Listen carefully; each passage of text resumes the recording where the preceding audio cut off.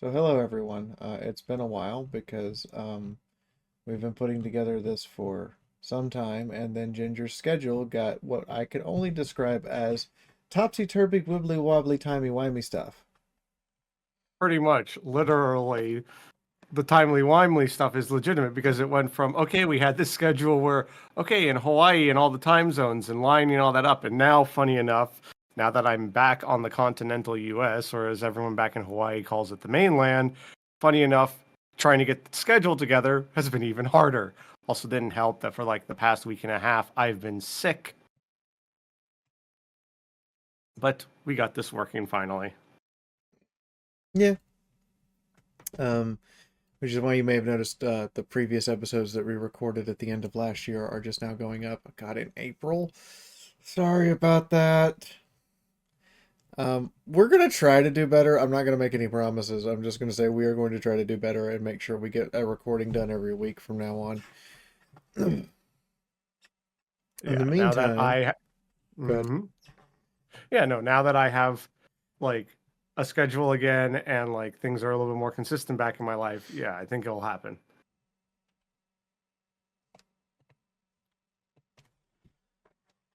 So, today we are doing a bonus episode, and thus it is not going to be about Warhammer, probably. Though, why do I have a bad feeling a certain race of pirates somehow will find their way into conversation? I don't know how, but they will. I assure you, I will do my absolute best to have no vampire pirates. Fortune favors the infamous. Crap, it's too late. I've already jinxed the entire thing. Yeah. So we're glad you're home. Mhm. Do you have anything else to talk about now that you're back? I got plenty of things to talk about, but we're going to save that for the mainline episodes because I have so much we almost could make in theory a whole episode. But I rather we talk about kind of this fun thing called that you and I enjoy, and I'm sure many of our listeners too, called anime, aka Japanese animation. So let's get into this one. Now, you and I might be on different spectrums here because you said Japanese animation, and I just consider anime an art style. Oh yeah, no, so do I. But the thing is, it's like one of those. I agree too. Anime does not have to be like perfect example. I consider both Last Avatar and Korra as anime. It's to me in my general, and I say this in air quotes, it's not a hard and fast rule. The guideline is okay, was this made outside of America? Typically puts it there. But you could in theory, like controversial take. I consider Ruby an anime. I mean, I definitely consider Ruby an anime. Like that's not even controversial. Um, Well, but here's the only reason why. you want a controversial take? Japan considers Family Guy anime. Yeah, so it's kind of like a medium thing because I like to tell people who are new to it, I'm like, it's not a genre, it's a medium. So some people like it is just that style of animation. It doesn't have to be made in Japan. Another really good example of an anime not made in Japan or for a Japanese audience, Netflix's Castlevania animes, both of them. Yeah, and well, what's interesting too, and this is me not knowing anything about the Castlevania production, why I go back to Ruby is that was, to my knowledge, completely made in America. Rooster Teeth was, and thank God, is again back because um, literally made in America. I'm sure they like maybe did off other, but like it was an in-house. But basically saying it's like yeah, Ruby is kind of the most American anime you can get. To Austin, Texas. I don't think you can get much more American than that. Yeah, I don't think you can either. An example of something from like the '90s Spider-Man with the CGI. Because I went Yes. back and watched some of that, and I'm like, this plot is as incoherent as a harem anime. Oh my god, this is an anime. Oh, and how like it ended, and like then we're like with the Madam Web and Madam Web bit, and we're like, okay, we're gonna finally the next season, and then next season, Spider-Man goes to space. Wait, even as a kid, you're going, wait, what? Uh-huh. Or the '90s Batman animated series, another great example. But anyway, Oh, no, Yeah, we could talk about that, but that's strictly American animation. But I think a good way to start on this one might just be because you and I are about the same age. I'm not going to ask the exact, but we're pretty close. I have a theory what yours is going to be, but I'm going to just start with this. What was the first anime that you remember watching that you know, okay, this was anime? Okay, I'm about to hit you with this, and Uh-huh. I don't want you to feel old. Record of Lodos War. Interesting. So, Uh, and I'll give my answer. The one I remember watching, I didn't know it was anime at the time. Sailor Moon was my first. um, I watched the Record of Lodos War the month before Toonami came on air, and the way we got it was through a bootleg open air broadcasting TV station on channel. You had to have one of those you couldn't use you couldn't pick up the station without rabbit ears, as they're called, or the actual physical antenna on top of your TV. And it helped pick up the station if you had one of those TVs that adjusted by dial instead of electronically, like an analog one, because the actual frequency it was tuned to at the time was channel 7.5 or thereabouts. Yeah, So you'd have to tune the dial to be between the 7 and 8 point, and it would pick it up crystal clear. And it was just some guy in his basement broadcasting anime off of DVDs he had into the open air. yeah, because and for those who don't know, we can go. This can be a huge topic, but we'll summarize it very quickly. So today, most broadcasting is done digitally, and someone would think, "Well, what do you mean?" No, literally, broadcasting used to be done analog style, so that's why that whole story you just told, Fee, is possible because you couldn't do that today with how we broadcast. Back then, you could because it was like radio, basically.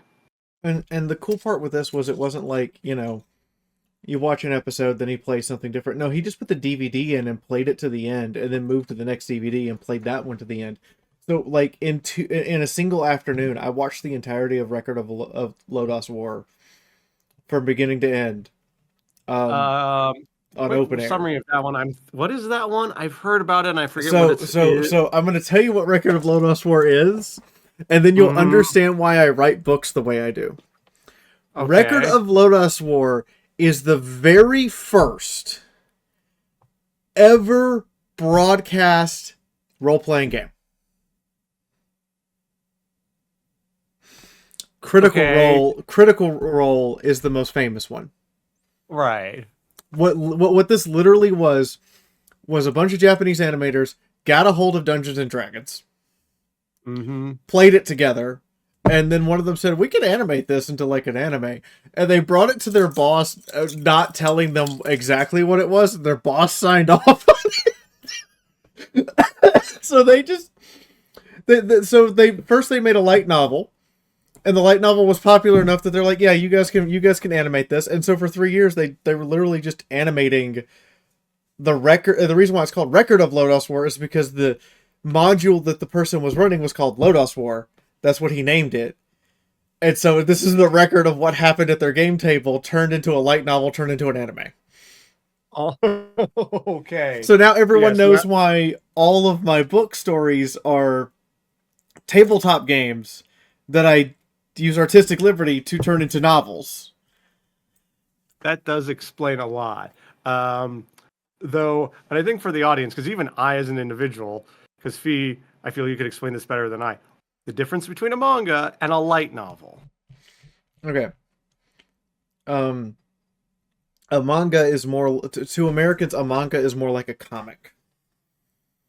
The actual like stuff going on the comic panel is as important as the pictures being depicted in them. Whereas a light novel, you may have entire like it still has a lot of the manga style and the manga style. I say manga interchangeably. Don't get irritated with me. The biggest difference between a light novel is there are entire pages that don't have any pictures. It usually a light novel is about 50,000 words, to 100,000 words. There are still lots and lots of illustrations in a light novel, but at the end of the day, the difference in manga and light novel is manga is more like a comic book where it has pictures on every single page. Yes, it can be as thick as a novel, but it's still everything is depicted and drawn and everything. And a light novel might just be, several pages of words like a normal novel, but there's still going to be a significantly huge number of pictures and pictographs through it, as well as comic strips through it, that tell the story as well. So it's kind of a hybrid between a traditional all-word novel and the manga that you may be used to. Oh, okay, which kind of does make sense because in theory, because a lot of stories about anime will eventually circle back to production costs. You still have to obviously pay an illustrator, but a light novel has, from what you described, a whole lot less illustrations than a manga. So, But it has for argument's sake, but it has a ton more illustrations than a regular novel. Right. My novel with the most illustrations has 26 pictures in it, but a light novel is gonna have 200. So even my novels don't even come close to the territory of the amount of illustrations needed for a light novel. Sorry to interrupt you. No, that's fine. Yeah, which also is just kind of always fascinates me too about the anime genre is like you've created something that at first was a paper medium and then going to a moving medium, which is always just fascinating, that skill set where it's like the same thing even in America of like having to adapt a book into a movie or a TV series. At least though there's kind of quote unquote easier in a sense because at least with the manga light novel you're like, okay, this is what the character looks like, this is how they pose, how they move, how they dress, so on and so forth. Yeah. Yeah, and that but for me it's fascinating when you think about it too. Why I circle back, it's not as much Sailor Moon. I think anyone who like watched Sailor Moon has some influence, but I won't claim, oh, Sailor Moon had this big, huge influence on my life. Like, yes, it did of like, oh, this was a show and like a little bit of the culture. But what I find interesting too is, for me is, sorry, as a cis white male, growing up in society where I was excited as a kid to watch a show about girls. Now, if we think typical American society, I'm not, obviously you have people who raise their children much more progressive, which I did have very cool I have had and have cool parents, but it's just so it's fascinating how different that it's like shows like, oh, you're taking your Transformers or your G.I. Joe. Like I would watch them as a kid because, let's be honest, when kids are at that age, for the most part, unless it's absolute trash, kids will watch stuff. It's just because you have a young mind and you have imagination and you'll watch kind of what's put in front of you. But that was always the show I remember as a kid, always excited to watch.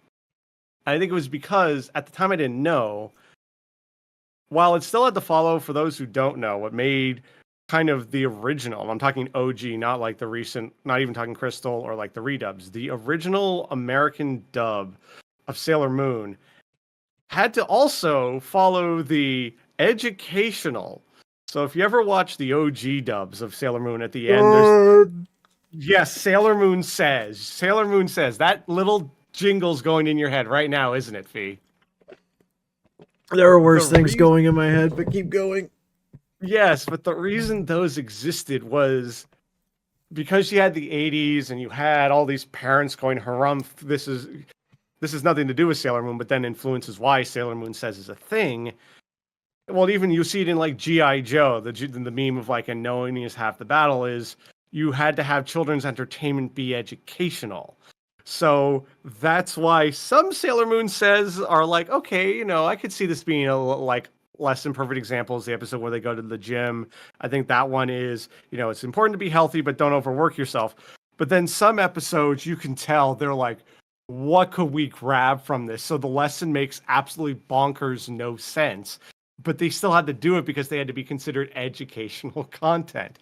And there's also a fun fact why, and we've talked about this fact before, why the original Sailor Moon dub is Why the original It was Sailor Moon dub? hilarious. Oh, It was a lot. hold on. Why the original Sailor Moon dub is, and then you just cut out for like 3 seconds. Why it is why some people think it's so ridiculous is because, and I know this fact because one year I went to Anime Boston and they had one of the voice actresses from the from that dub as a guest, and she said, and also I think the guy who played Tuxedo Mask, a few different ones, but they both said, yeah, sometimes we weren't given context for the scene, and they used the perfect example of the word why. If given no context, so they said, okay, your reaction to I'm breaking up with you, why, is going to be different than we're going to the store. Why? Oftentimes they weren't given that context. So you can understand why sometimes the performances in that show were a little over the top and all over the place. But what's going through your head?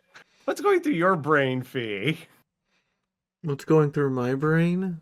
Yeah, when I said Sailor Moon says, and you went, "Oh God, much worse things." Are those things in which is not safe for YouTube? Sonic the Hedgehog, Sonic says. Oh yes, all of that kind of stuff. Yes. Kids Next Door. It posts Kids Next Door episode educational moments that only happened in the first season, and the second and third and fourth seasons, they're like, yeah, we're not doing this anymore. Yeah. There's a few other things. It's just like, wow, I hated that era of television because you know full well that the moment they start doing the educational part, the kids just tune it out. Yeah, and then again, I'm going to quote this, and I know it's one of your least favorite series, but why the original Thomas the Tank Engine, and I'm talking when I mean that, I mean seasons 1 through 4. Once you get to 5 and onwards, it starts going downhill. But even George Carlin, the reason why George voiced it for 4 seasons, he said about that it wasn't smacking the kids over with lessons. Yeah, like even the first episode, it says it, but it's almost this kind of gentle lesson where it's if the kid's paying attention, they get it. But it's not turning to the camera and saying, you must do this thing, fellow kid. It's like almost that because it was a narrator role, it would say, like the perfect example, this is the American version of the line, Thomas learned not to be so mean.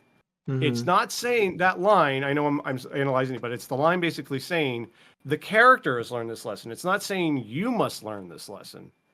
Yeah, but I mean, it's still just that come on, guys, just let kids be kids and have their the kids can understand more complicated media than we give them credit for 99% of the time. Oh yeah, we can, if we're talking without going too long, because we could. Like, that's also why people like Mr. Rogers was so well respected, was he may have had that tone of voice that some people, but if you look at what he was saying, he never was talking down to the audience. And I think in any medium, whether it be whatever it is, you shouldn't talk down to your audience. You should, and I think that's, well, I'll kind of end on this note and then continue on. One about Rush, the band, they also use some version of, we think the audience is just as smart as we do, so we don't dumb down what we write. Yeah. So let's kind of continue back to anime. So we've talked about the first ones. What was kind of what you thought you realized anime was a thing? Because like when I was watching Sailor Moon and like Yu-Gi-Oh, Pokemon, all these things that were, I just thought, I was like, oh, here's another TV show on. I didn't even know it was a thing. What was the moment where you're like, you either heard the term no. I like researched into what it was, because this was like my first foray into computers as well. I'm in 6th grade. I get 20 minutes in a library every day with access to the internet and the library computers. And this is back in the day when you didn't like, this is the pre-2000 era, ladies and gentlemen. We didn't have filters on the internet. You were just expected to not look up things that were bad. Or you like at a certain age too, like you didn't know that even existed because your child brain, obviously once you hit puberty, that's a different story. But pre-puberty, typically, unless somehow something has sneaked its way in, kids aren't looking for nefarious things. Correct. Kids aren't looking for nefarious things, but this is before you had like restriction systems in place, and instead, someone would have to be monitoring the kids when they're on the computers. But at a certain point, the teacher just trusts that the kids aren't being naughty, and so long as children aren't making like weird noises or laughing or cutting up, they're definitely not being naughty. So basically, I just went and looked up what Low Dust War was because I wanted to see more things like it, and then I just like, oh, this is a thing called anime. That's what I pronounced it as. Eventually, we did go to a mall where they had a Suncoast Video, which would later become FYI, which would later become FYE. Yeah, I watched all of those things transition, and I. Oh, well, yeah, for you, and like I said, you and I are about the same. We're close to an age, so I remember that being a store in the mall. But they had an anime section, so I just started getting stuff like every chance I got. It was like $10 and $20 DVDs, but get what you can and enjoy them. Yeah. For me, I think it's a mixture of the two. I can't remember which one came. I kind of know the timeline, but I don't remember hearing. So for me, it was seeing, I think it was either, I forget if it was on Adult Swim or Toonami, Cowboy Bebop. My brain went, this is not Saturday morning cartoons. Like I'd seen Dragon Ball Z and all that, but something about Cowboy Bebop just made my brain go, huh, this is slick. This is cool. This is a whole different level than Dragon Ball Z is. Cowboy Bebop definitely is like one of those things that I will tell anyone who's watched anime, just go watch Cowboy Bebop if you haven't. It's legitimately something was made to be a piece of art. It was not made to make money. It was made to be a piece of art, and it shows. It shows, and it's like, and for the record, I'm sure you agree on this. We're talking about the original series. Do not watch the live action. No disrespect to the people who made it, but just watch the original animated series. Oh no, full disrespect to those people. Yeah, you might not have no disrespect to them. I do, because they knew where they knew they weren't doing it correctly, and they did it anyway. Right. Well, and on a side note too, is like, that's why everyone's respecting the One Piece adaptation, because I've watched the One Piece adaptation and I went, oh my God, this is how I pictured it. This is what you should do. But you want to know why the One Piece one is so good? Why? Because the writer of the One Piece manga, and this, some people jokingly say this, but I wouldn't be surprised. The guy who wrote One Piece was on set with a katana. And when the minute they do something that wasn't true, he'd be like, no. And it sucks that like people are so, the entertainment industry, especially Hollywood, is so thinking, oh, I know what I need to do. I'll make it this. And it's like the fact that you need the person who wrote the thing saying no tells you how screwed up that adaptation industry is. But anyways, to get back to Cowboy Bebop, but it's like, yeah, each story, like, I didn't know at the time, had like, this cool detective, like retro look, but it was still futuristic. And all respect needs to be given to Yoko Kanno for making one of the best anime soundtracks of all time. Like at a certain point, they get so good, it's like it's comparing apples and oranges. But like, yeah, the Cowboy Bebop soundtrack is like so amazing. Oh, but yeah, it was also, but also here was the other point of I realized it was a thing. Tech TV, rest in peace. Please tell me you remember that TV channel. I remember Tech TV. I also remember G4 TV and all sorts of. Like, I'm sorry, gamers don't want TV. Well, no, Tech TV. Well, yeah, but it was there was that brief period where it was G4 Tech TV, where it was actually this great merger of like, ooh, you had both sides, and they still were able to do that because you got to see some of the shows that G4 had, and you're like, ooh, that's kind of cool. But then you still had Tech TV. But then when it became back G4, it was like, oh, this is absolute trash. But anyways, the good old days. No, there never were any good old days. They are today. They are tomorrow. It's just a stupid thing we say, cursing tomorrow with sorrow. Anyways, back in the Tech TV days, they had a block of programming called Anime Unleashed. Mm-hmm. So you got So I got to see some weird stuff, but also hearing that term because, like, when I was younger, I never went to conventions, and Okay, especially when I okay. like, No, you said Anime Unleashed, and then my brain immediately went to a completely different place because Sci-Fi Channel used to put on anime stuff at like 2 in the morning. yeah, and I remember randomly catching those. And these shows, and it wasn't any of these shows that we talk about today. It's just like some random thing you're like, what the hell's this? And it would always be like, episode 17. So you had no clue what was going on. But yeah, Anime Unleashed, like we had things like Read or Die, the TV. What else did it have? Oh, it had a bunch of other things that I'm sure, like, after we record the podcast, I'll remember them. But one that didn't scar my brain, but like shook my brain up. Serial Experiment Lane. No, no, I know the one that is a permanent brain worm that I never want, that I can never unsee, that I never ever want to exist ever again. What? Van Dread.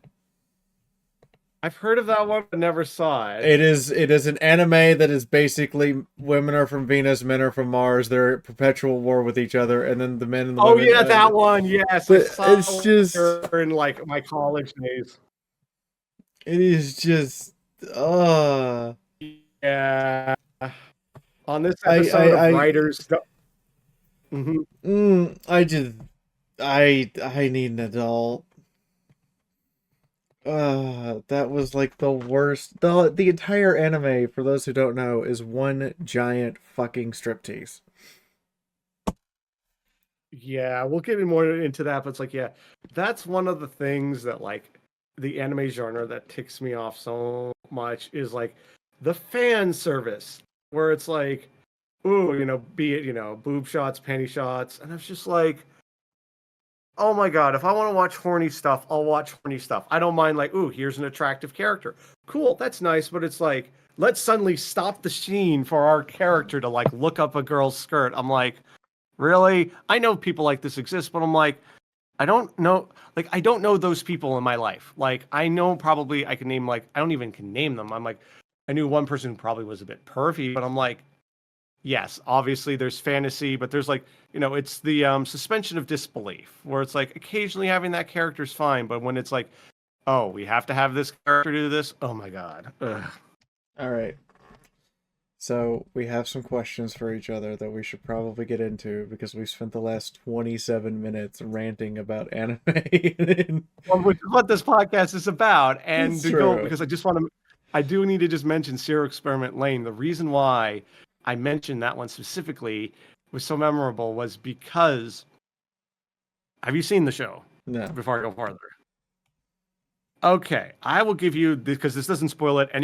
Even the synopsis of this. Basically, Lane is like, I think she's in middle school or high school, and her.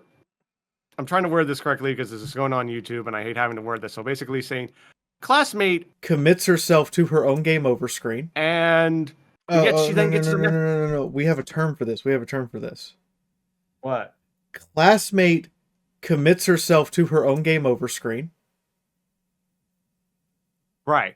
So, but then she gets a message from it, and not like a weird random. Yes. Ian, cut out the unalive part and replace it with what I said. Now, in the meantime, continue.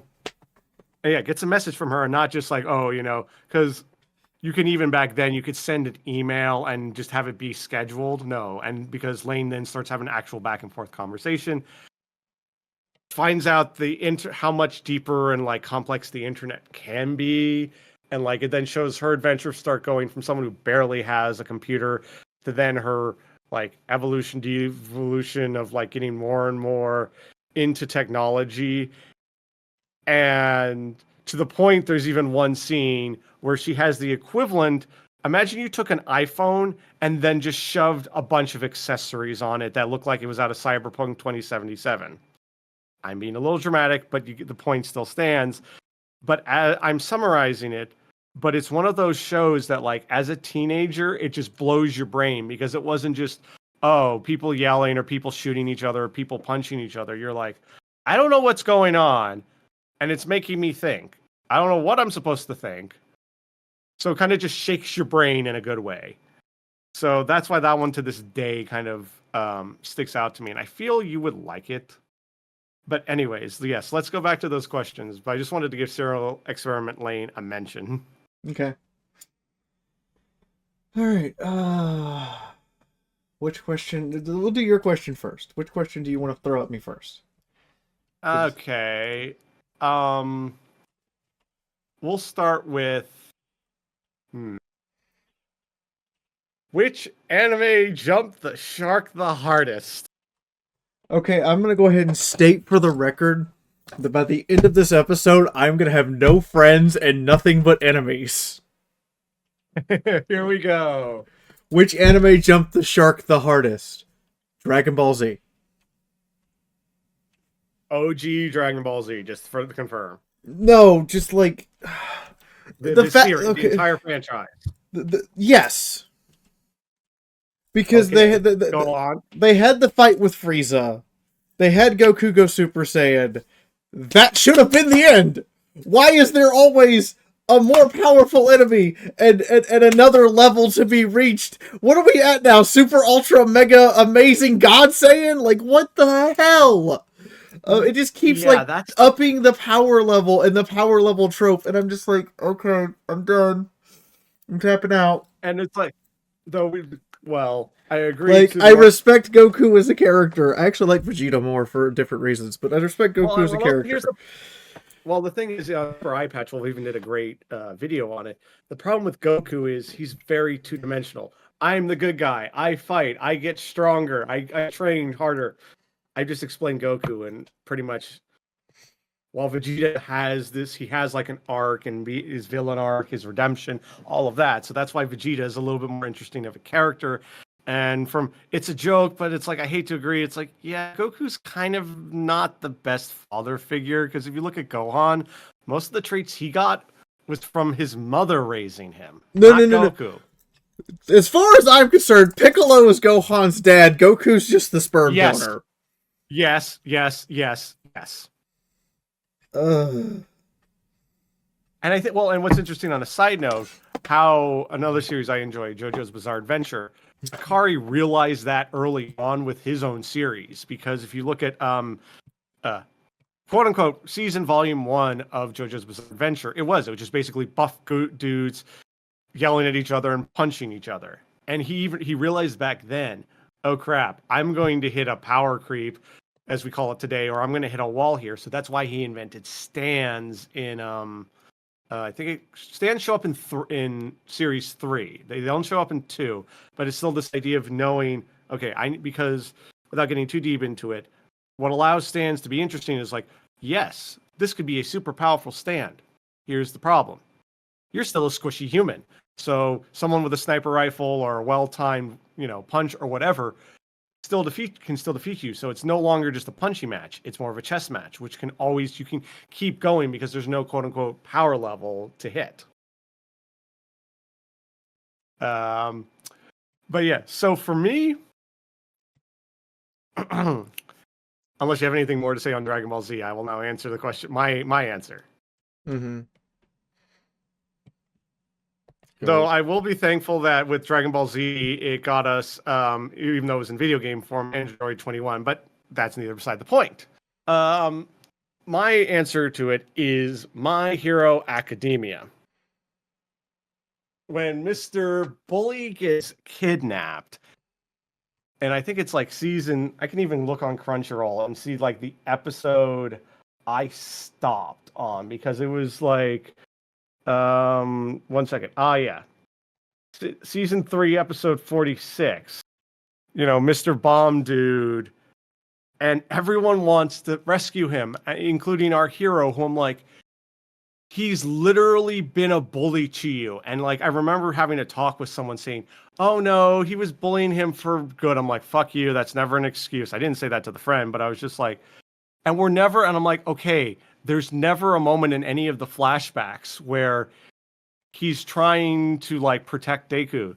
Every time he's just putting him in the mud, kicking him down, or like literally bullying him. And I'm like, why are you wanting to rescue? Yes, the plot says so, but I'm like, literally any other character, even the little midget pervert, feels like there would have been more motivation to save him than the guy who's literally bullied you. And I'm just like, oh my God, why? I'm done with this series. No, no.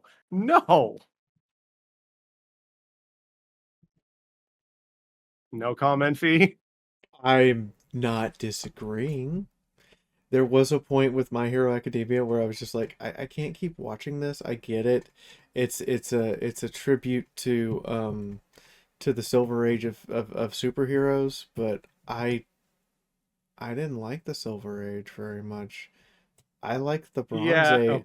I like the camp of like the Bronze Age of superheroes. Why do you think I have an entire song that's called that's called Hotel Guasil that's based on the gray and blue from Batman and Vigilante? Like I like the I like the Golden Age and I like the Bronze Age. The Silver Age doesn't really like it doesn't speak to me as much. Because the Bronze Age went full camp, and the Silver Age just kind of went, we're gonna be edgy, but we're gonna be the Golden Age for a good chunk of it. And I'm like, I can't get behind that. Yeah, and it was like, this will go to a lot of problems I have too, is like, it's again set in high school. I know, which is, well, I know someone's going to contradict me later on my answer to another one, but it was just like, I was more interested in the adult heroes. They seemed more cooler to me than the kids. Like there was a few of the the student ones like I liked. I think this is just a general problem with anime. So much anime is coming of age stories, kids, or like people who clearly should not be doing the things they're doing because they're not adults yet. Yeah, and like now I forget if it's been a series, but like at least maybe it has Horizon. But I would like how all the adult characters, like their stories, at least seemed a little bit more interesting because they've like reached a point like, and like Deku's always in the intro, he's always like, and this is my journey to becoming the greatest hero. I'm like, can we just kind of fast forward to that point in your life, because that now this is also coming as an adult, and I must know, like, yes, you have to know your audience. Like most of the people who watch anime, as we're told, are like, oh, they're teenagers in high school, but it's like, it's a similar problem with Pokemon. Yes, 10-year-olds are playing Pokemon, but 20-year-olds, 30-year-olds, 40-year-olds, and Fee, you and I have made videos about this. Full-grown adults are playing Pokemon and buying the Pokemon games. I don't buy them anymore, but that's a whole nother topic. But it's like, you have an adult fan base. Yes, I don't expect Nintendo to make just a little thing about Pokemon. Let's go. That might give you some hope here. I went and looked at the Legends website yesterday after the Nintendo Direct announcement to see if they had announced a release date yet. They have not. But I noticed something that intrigued me. They have the base characters displayed, for the Pokemon trainers. Right. And what I noticed, they're not 10.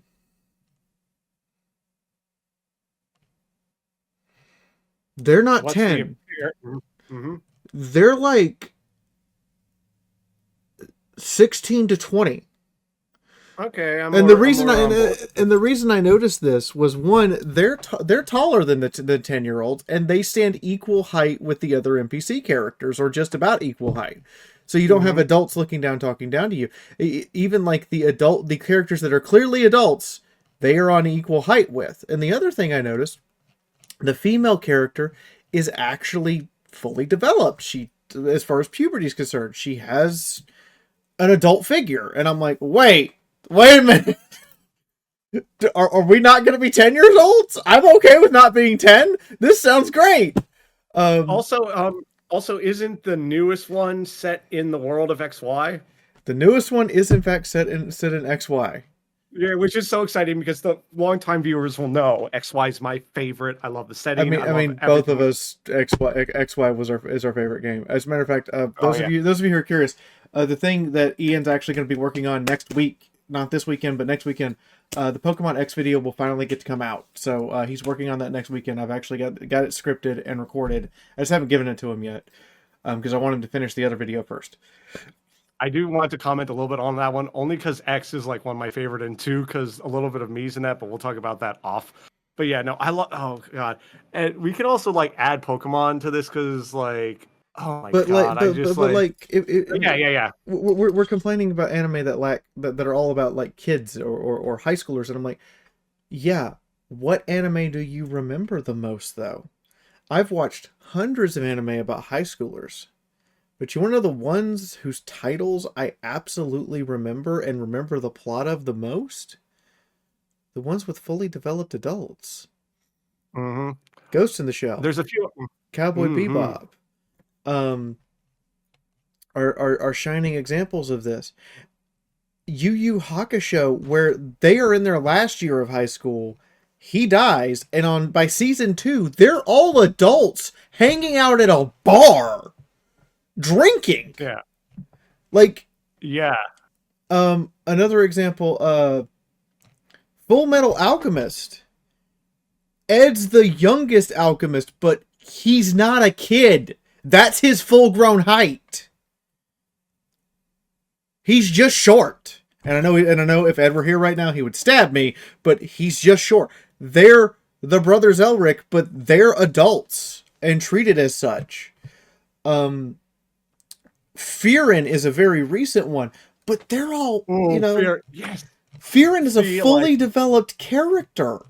She's an adult. God, oh my God. Like I started watching that with my mother. My mother and I sometimes watch stuff. We've had to pause because you'll know what I mean by this. We've met the demons, and I need to watch on my own the demons because the demons really like give her bad vibes. So we have to pause, but we've gone up. You know where I'm talking about when they meet the demons, like the demons in human form. I'm talking about.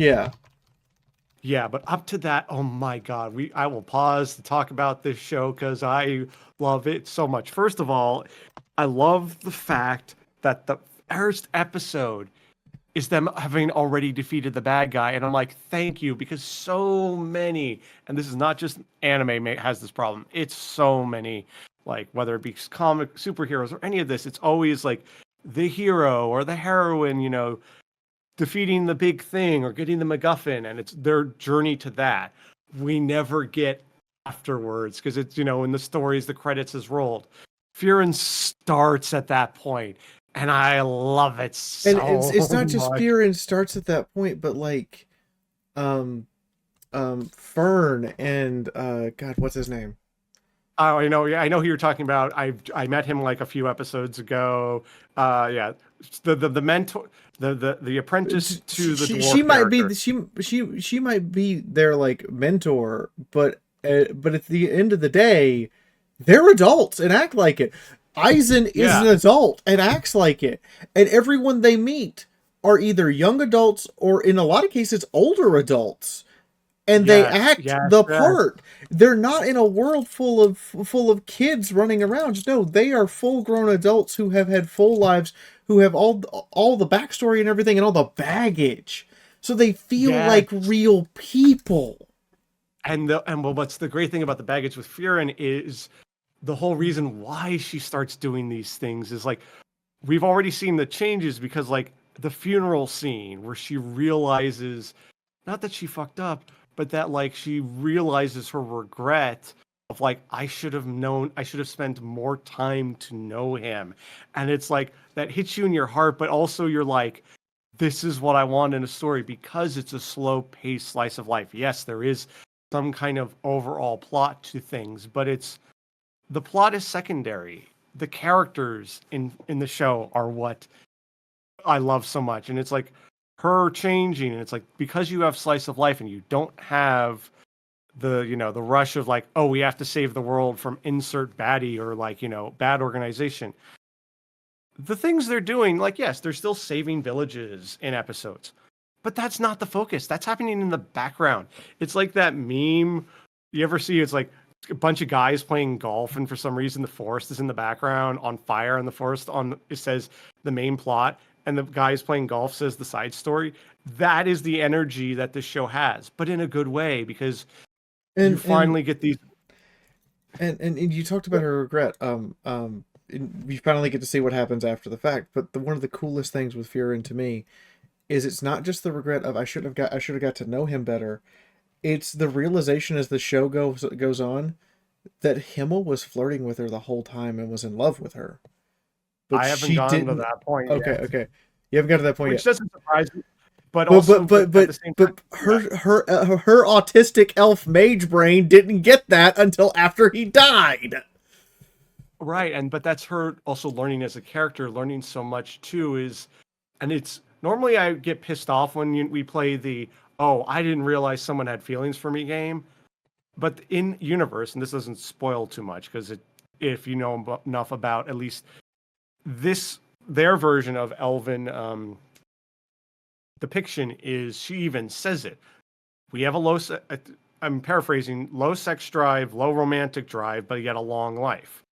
Yeah. The reason why human beings, this is being scientific, why we have a desire to, I'll just say it, have sex and procreate is because of the instinctual need to carry our genes on.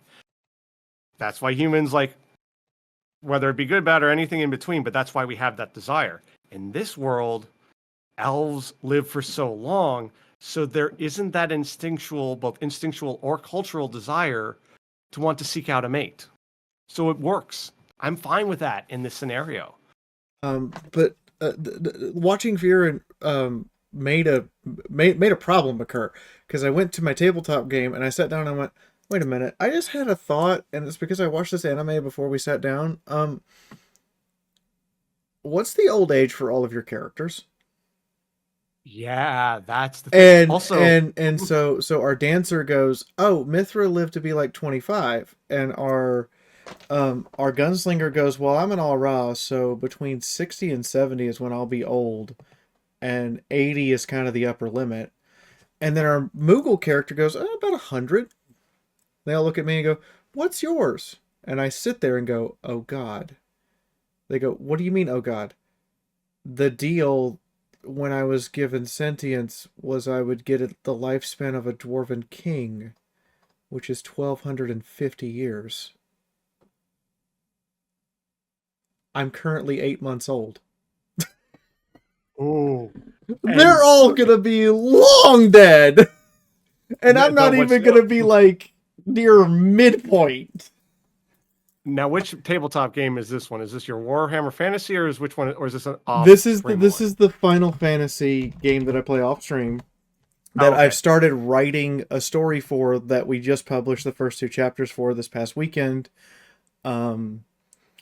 Which I'll link it in the description because by the time this airs, I'll have at least 4 chapters of it up. But I'm playing a sentient chocobo. Who becomes something entirely new and something entirely different. But the point is, at that moment, all of us at the table stared at me and were like, Dazzle wants to run another game in this world when in 500 years, your character will still be around if they're not killed. Shit. You may be playing a different character, but your character could show up. I'm like, yeah. Yeah, and my character probably have a good reason for showing up. Why? I'm the mage. I'm an arch wizard. Fount of knowledge walking around. But yeah, no, it's just that realization that the whole party will be dead and gone.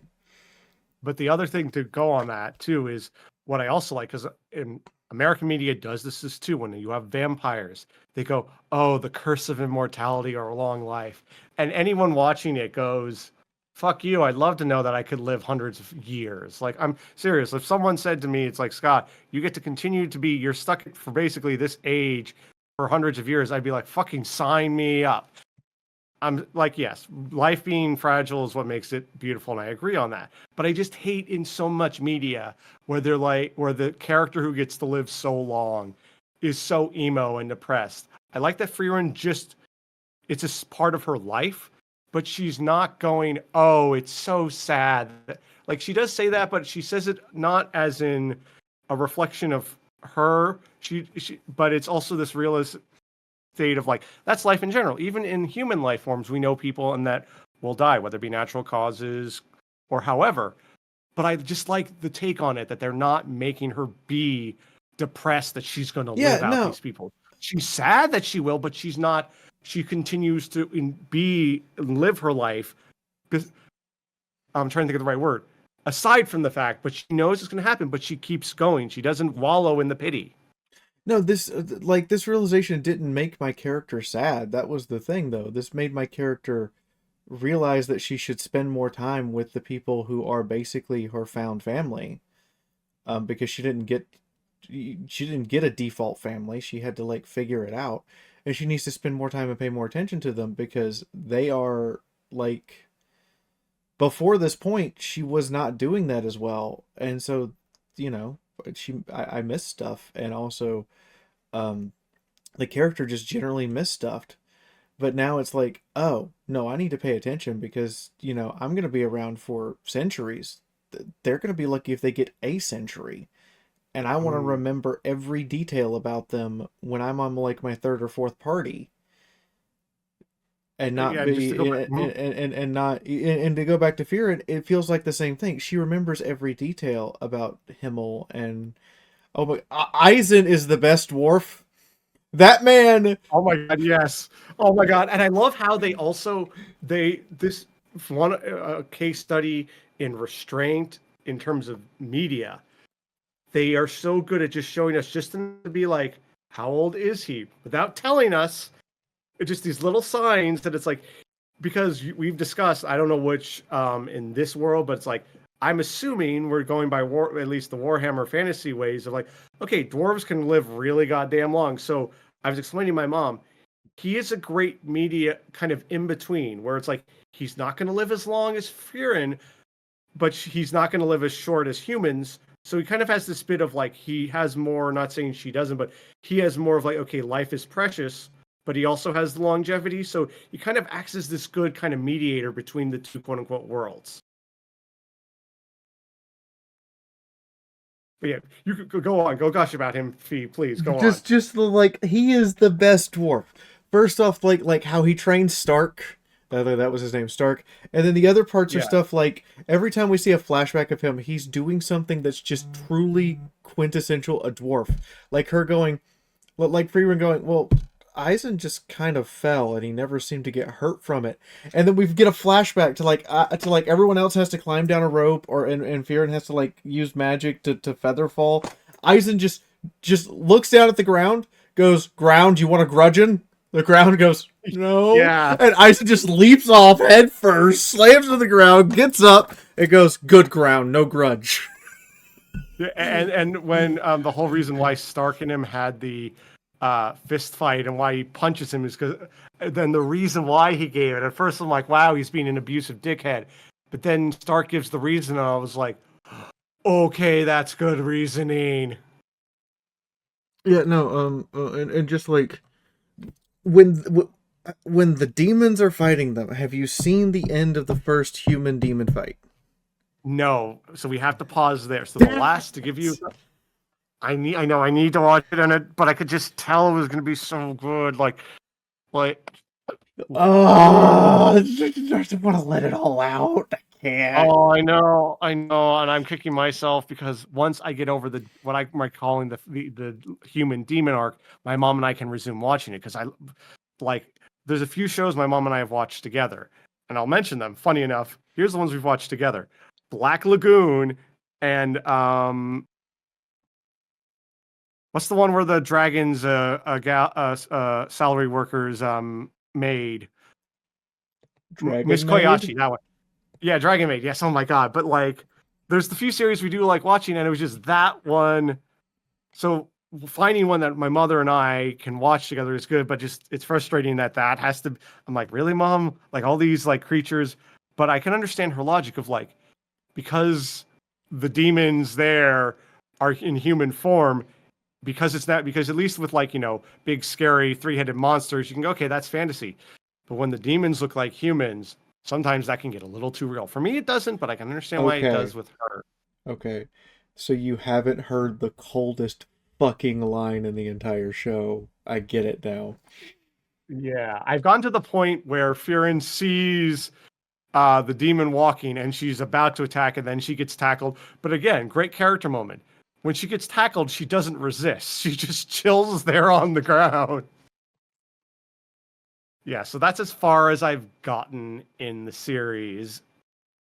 And I promise next time we meet, I'll have watched more so we can catch on it. So I think we need to pause on this one because or else it'll be you going, I want to say this, and I don't want. Yeah, no, I agree. We should pause on this because I will sit. Yes, I will sit here and gush about Fearin for hours, and I look at the same people. already. I look dead at the people, like the small contingent of very loud people who are screaming that Fearin is a racist and committing genocide. I'm sorry, honey. The demons did it first, and honestly, the demons didn't stop doing it even after she started, absolutely putting them in the dirt. And the thing So is, even without, until I can even. until the demons want to fix their ways, this is just retaliation. And the problem is, me and viewers knowing this, I always do like it when you have the quote unquote evil character showing no. There's at least when there can be the good one. I have a bad feeling. Do not answer this question, Fee, because I don't want it spoiled. Because this is how much I love the series. When they show the flashback with the kid, I'm like, oh, in theory, maybe I'm trying to think of the right term. Nature versus nurture, raising the kid in a loving environment, and then when we see the kid set the house on fire and kill the parent, I'm like, nope, this show's following demons will always be demons and they will always demon with demons. And I'm like, fuck. Not saying I'm going to like the show less because of that, but I'm like, damn, I always like that trope. But I'm not, that's like, okay, unfortunately, demons in this setting are going to just be evil no matter what. Yeah. We are not going to have the one hero demon, the one, and I'm like, damn it. So, but again, oh my god, I love this series so much. I've been watching it in English, in the dub, and I'll just end on this little note too. Is I love how Firen also helps Firen be a better person too, even with sometimes she's dragging her feet. Perfect example is the episode where they need to see the sunrise, and we learn that Firen is not a morning person, but her companion drags her out of bed so she can see it. And sometimes it's the little victories that are biggest of all. And it's like that moment you're just like, yes, she did it. I don't want Fearin's not a morning person. She stays up all night reading grimoires. Right. But the thing is, as someone who is a night owl, I know exactly there's an energy you get at night that you just don't find in the morning. And I've also know people who. No, I agree. Like my wife and tries to get me to go to bed at a decent hour, and I'm just like, that's not happening because, like, I can sit here and stare at a page of something I need to write and get like 3 or 4 sentences done in the morning, get a paragraph in the afternoon. 11 o'clock rolls around, 20 pages flow out of me, like, no, and I'm just like, I can't get my brain to like turn on to the morning. Yeah, same. My brain will not shut off at night. Like, I will wake up in the morning if I have to for work, but if I had the choice, I will be a night owl. Like, that's why I jokingly say if I became a vampire, I'd be like, hey, no real difference to me. Fine, good. I get to be up all night. Sweet.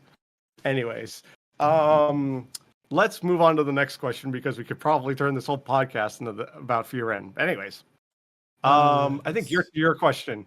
It is my question. Okay. What is the worst, sloppiest, awful anime and you still love it? I've already answered it, but I'll say it again. The OG Sailor Moon dub. It is sometimes absolute trash and makes no sense, but even as an adult today, I'm like, I can't help but love the fact, because of the fact that the voice acting is all over the place. It is such a good time to watch. I am embarrassed to admit this. What? Because it is like the worst in terms of just like you think Dragon Ball Z has cliffhanger episodes. Honey, they learned it from somebody. Inuyasha. Oh boy. You'd go 7 episodes for one sword swing and then realize that there was nothing happening until next season. And I wish that was a joke. Oh my god! Oh my god! No, it took me a moment because I remember watching Inuyasha, and I had to dig. You know, like when you have that folder, like placed 20 subfolders down. I had to do one of those. I'm like, oh yeah, oh my god! I remember watching that series too, and I'm just like, even as a kid, going, when's the plot happening? What's going on here? But you at the same time, because it's like, what makes anime so cool is when you can go to these other worlds. But it's like, yeah, Jesus Christ. But yeah, I would just have like once I had like anime on demand, I went back and actually watched the series, but instead of like watching all of the build-up episodes, I just skipped them. Oh yeah, I remember watching I was watching Bleach for a while, and I remember people literally in the comments section going, "Yeah, you're about to hit filler season. Go to this season to get back to the plot." I'm sorry. I see one of your questions, and you said Yeah. Bleach. Most overrated anime? Yeah, well, we'll jump to that one. Bleach, I will not defend as if No, when I was in I'm my about to 20s. get crucified. All right, Fee, let's go. Bleach, One Piece, and Naruto. All three hold that rank for me. All right, explain your work, Fee. Explain.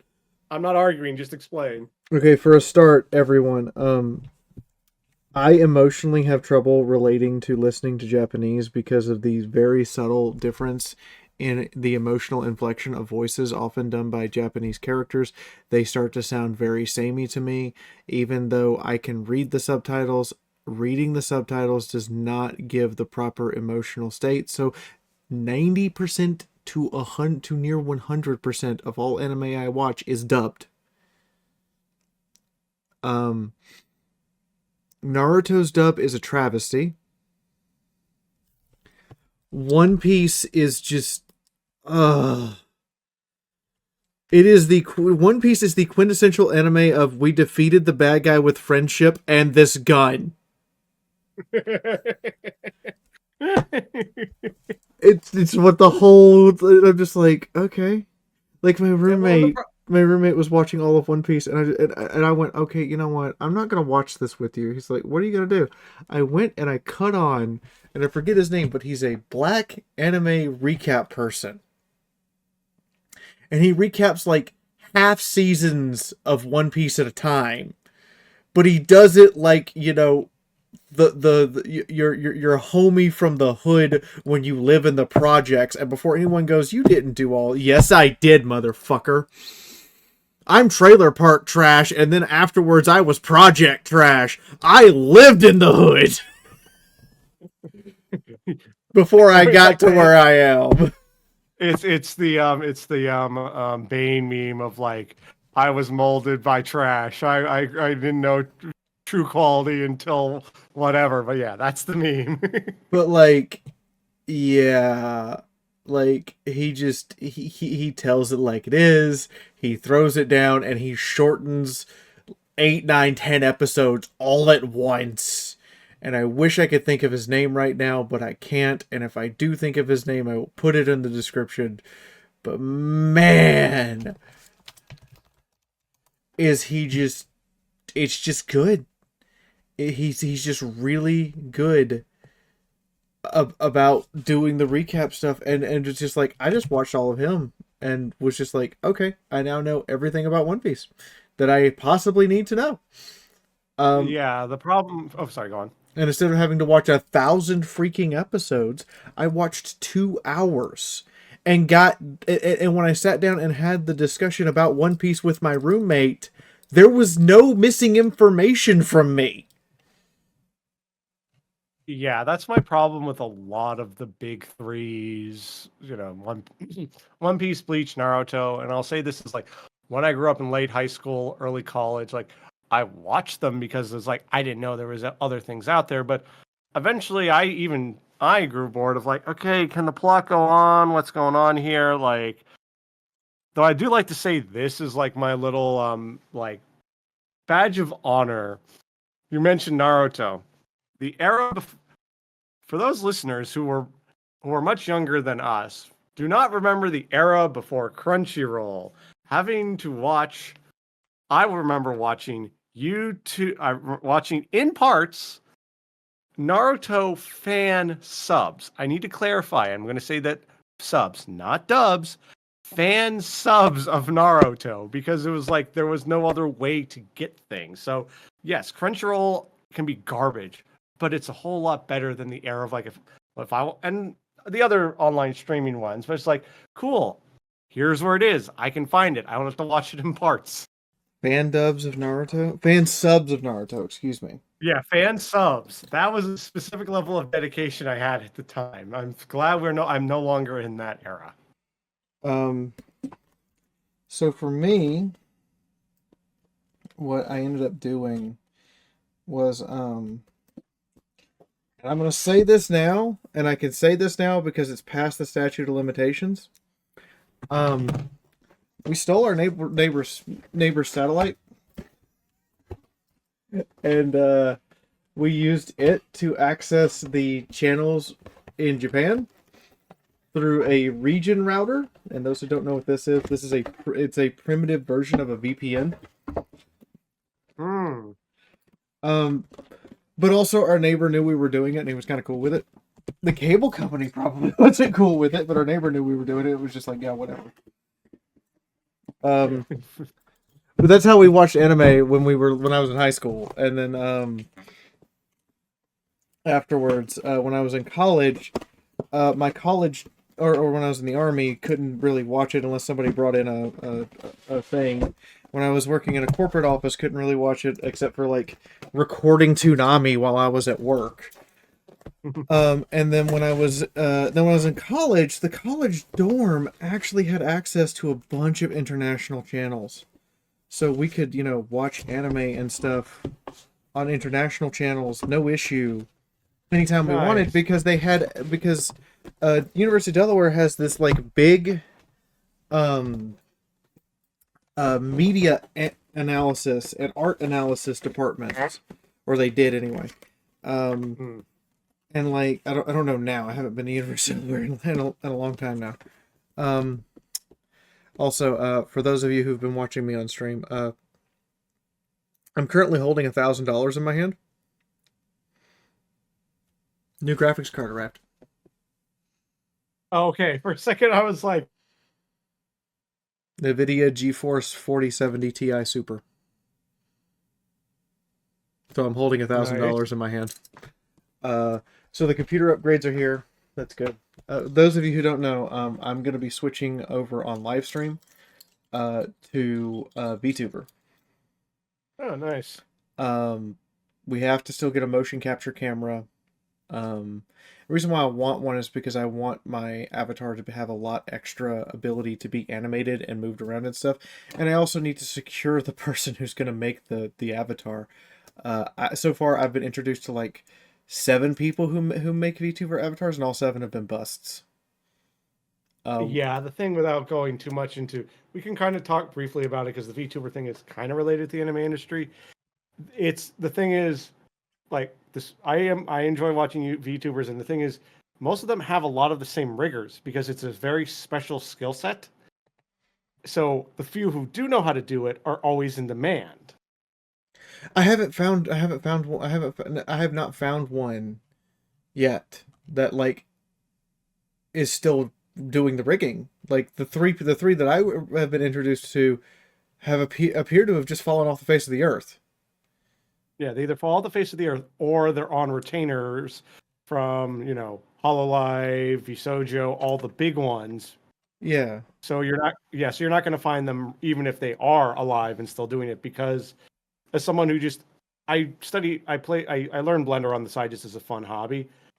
Doing rigging, even the most basic stuff, takes a while. So to do something to be able to get all the inputs of movement is very complicated and time consuming. That's why even in your Hololives and your Visojos, most of the models don't have the hands move because there's already a lot of rigging needed just to move the head and the mouth and the face.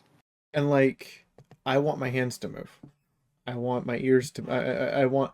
Well, technically, you guys can see the bird avatar. Technically, those are not ears. Those are bird horn. Those are bird feather horns. You see them on great owls. You see them on roadrunners, species like that. So they're not technically ears, but I do want them to move, and I want to have the facial expressions and stuff. And I found the guy who does the reviews now. His name is, I cannot pronounce this. But I did go looking and found his channel.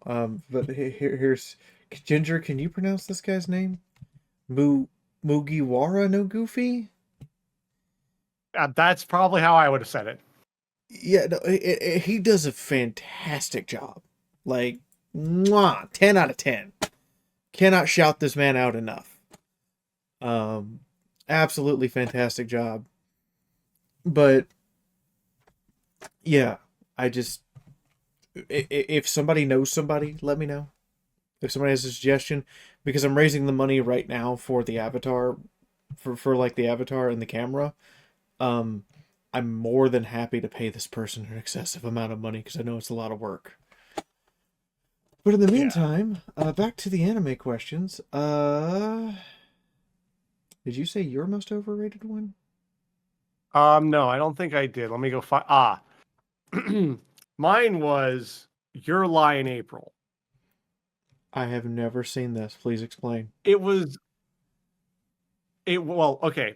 It's basically, the story is about this, for lack of a better term, hippie without being a hippie girl violin player and this uptight classical piano player, which sounds like an interesting, cool dynamic, but I call it overrated because I remember the one year at Anime Boston, like no one would shut up about it. Like it got main stage attention, the voice actors got on the main stage, like there was promotion everywhere. And I watched it and I went, this is just the same story I've heard before. Nothing's new. And yes, one can argue about stories being recycled, but I'm like, nothing seemed very about it. And then literally the next year, no one talked about it. But it was just like, why are we wasting so much time on this mediocre show? And I don't, yeah. By the way, everyone, Delicious in Dungeon, just to give you like a palate cleanser.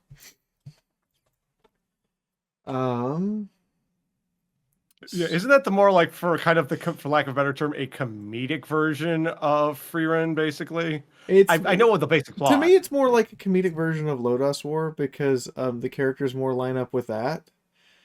Oh, okay. But also, it's just a nice comfort anime. It's really good and cozy, even when it's being all dramatic and, oh God, hold me. It's also just like, I like this. Yeah, you always do need those comfort shows. Okay. I think I'm kind of losing the plot. How about one of your questions? Sure. If you could make any one anime, what would it be? Now, for clarification, meaning a story of our own creation or one that has just yet to become a manga? Whatever. This is not a limited wish, Ginger. Here is a true perfect wish. This is a level 12 D&D spell. Go. Okay. So I'll give it two categories. I'll give it mainly my own creation. We've said versions. One can even do episodes we've done of Shut Up and Take My Money. But for me as a musician, I've seen very good shows like Beck Mongolian Chop Squad, Bocchi the Rock, which are great shows in their own. But the problem is they're either the band is forming or like they have the little bit of like, oh, here's them kind of with the minor things.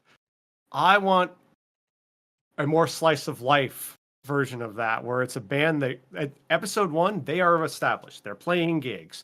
They're making music. They're recording an album or singles or what have you.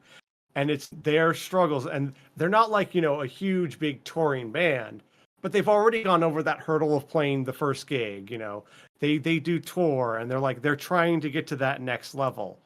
And like showing that conflict between like all of the performers, like day lives, and then trying to balance it with like the struggle of like, okay, can I get the day off so we can like go on tour this weekend? And also just the struggles. And I don't want biopic bullshit of like, oh, addiction. No, it's like, because as someone, I've been in bands before, and there's drama out of non-dramatic moments, meaning not like, oh, people are yelling at each other, but like the struggle of you know, people in a room together making music is, at least for me, very fascinating. If you want to see a good real world documenting of that, watch Andrew Wong's and Rob Scallion's YouTube series called Sonic Boom, where they usually will do silly challenges, but they're showing you that struggle of like, well, what if we try the riff this way? What if we play it slower? What if we, accent it here?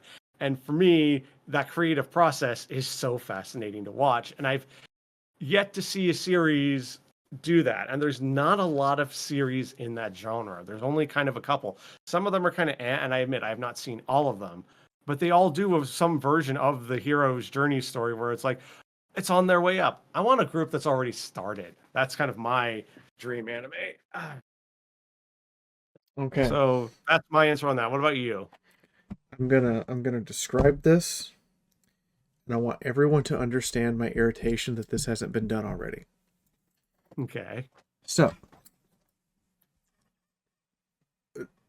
I really like Gundam.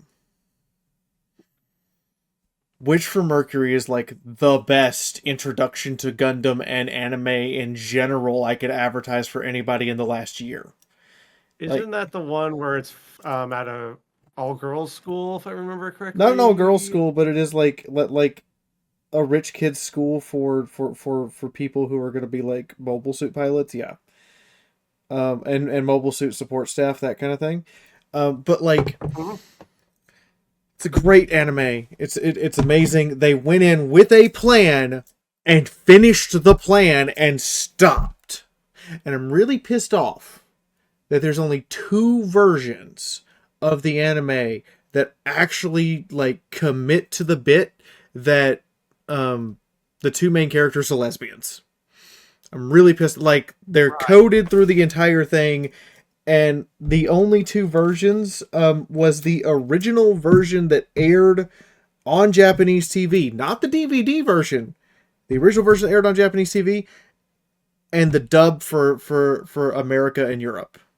Those 2 versions, the end, they're wearing wedding rings, they hold hands, and then you see them leaning against each other as it fades to black. Every other version, the wedding rings are gone. They don't show them holding hands.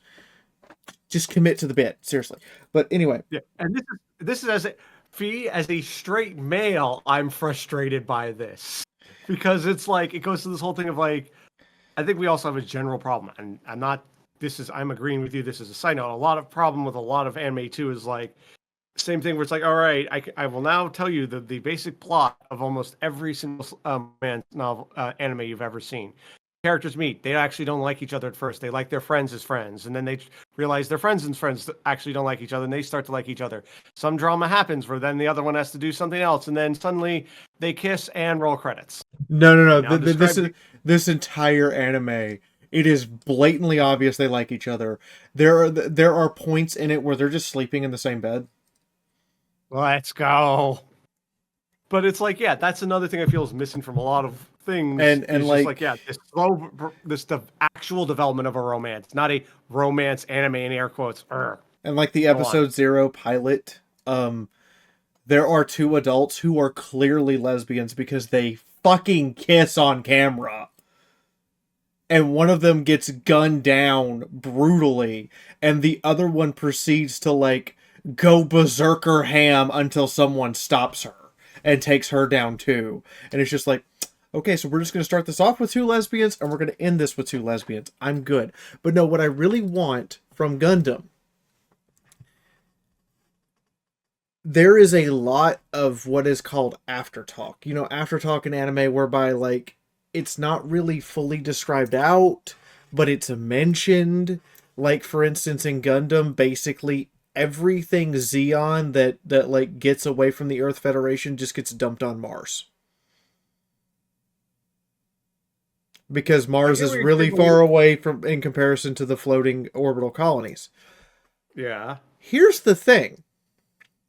The way it's described, Mars is almost in a continuous state of multi-factional civil war. For 100 years. From 0080 until 0050, Mars does not have a peaceful time at all. So what I want to see is two parts to this. The first part I want to see is an Earth Federation ship, and it not a fancy white base. No, I want to see like a Salamis or a Magellan, a basic bitch line ship that has some mobile suits, have to make its way from Mars back to Earth and fight the whole way there. And it'd be like a Battlestar Galactica style anime, fully developed adults fighting. Like, even in my head, there's like a Xeon guy who they capture who's upset about Operation British, the colony drop that murdered millions, and is just like, I want to defect, please trust me. And eventually they let him, and he has to like start out flying a mobile suit with them, but he's wearing a bomb collar in case he isn't really, you know, fully defecting, and he has to prove that he is actually like, and then like have like the lead pilots be men and women, have a full-on lesbian relationship between two pilots, and then by the time they get to Earth, their mobile suits that they started with are this hodgepodge of different parts from different suits, and their ship is this hodgepodge of different parts from different ships to bolt on and hold it together. Hell yeah. I have only one suggestion to make that even better.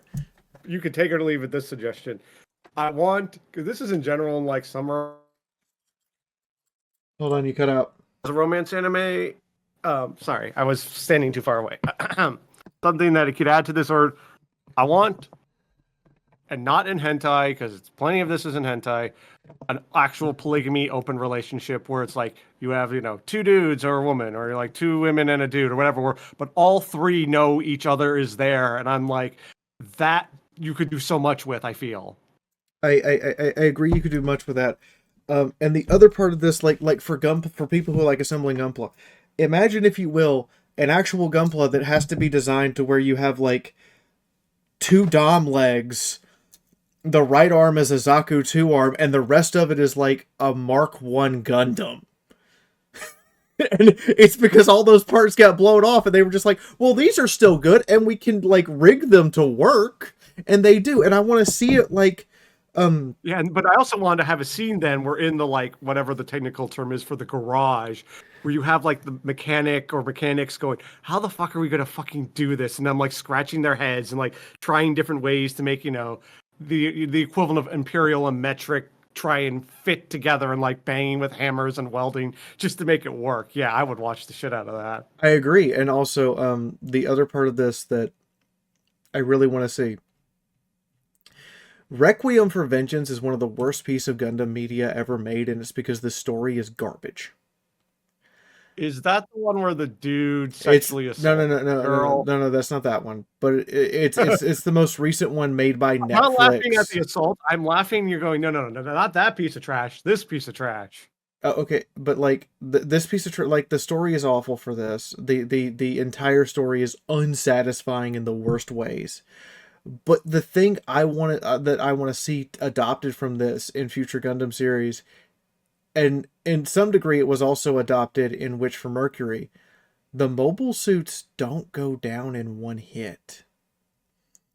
Yeah. They have an entire battle scene where like Azaku is on a gym just pouring rounds into it.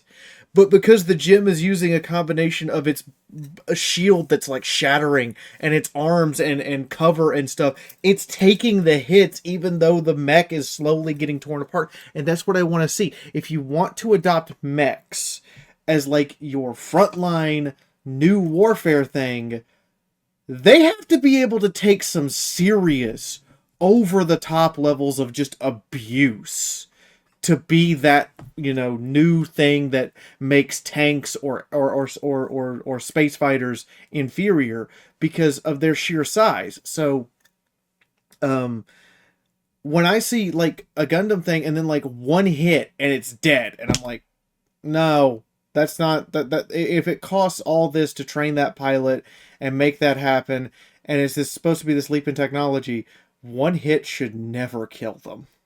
And then Even a lucky shot.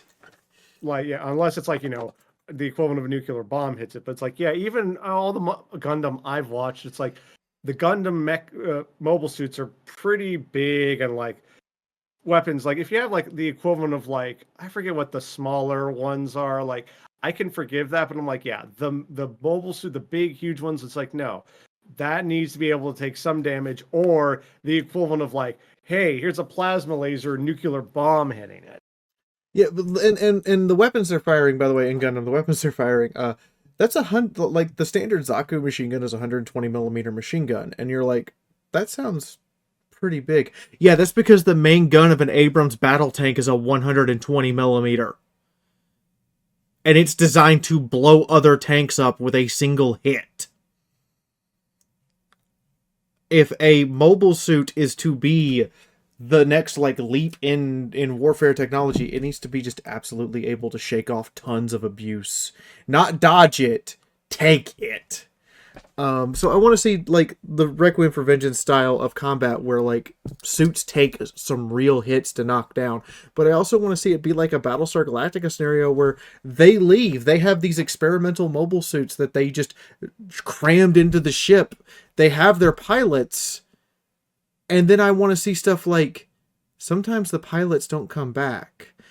And I want to see like the ship be as much a character as the characters, where the ship, where it's not like the current Gundam media, like these big battleships die from like one hit.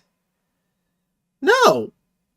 Even like modern ships, excluding the Russian Moskva, modern ships take several hits to knock out. If you guys were here in 2020 when I played Cold Waters, I always fired 3 torpedoes at surface ships because one wasn't gonna do it.